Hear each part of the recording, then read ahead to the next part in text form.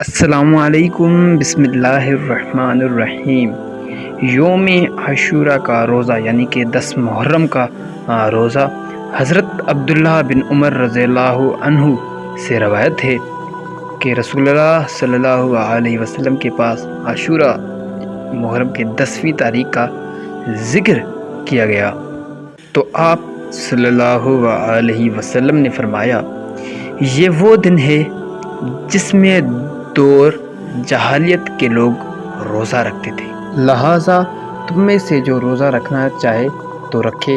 اور جو نہ چاہے نہ رکھے۔ یعنی کہ حضرت محمد صلی اللہ علیہ وسلم کا یہ فرمان ہے کہ 10 محرم کا جو روزہ ہے، اگر آپ چاہتے ہیں تو رکھ سکتے ہیں، اگر نہیں چاہتے تو نہیں بھی رکھ سکتے ہیں۔ تو 10 محرم کو ہمیں جو ہے روزہ رکھنا چاہیے تو بہتر رہے گا، کیونکہ اور حضرت امام حسین علیہ السلام کی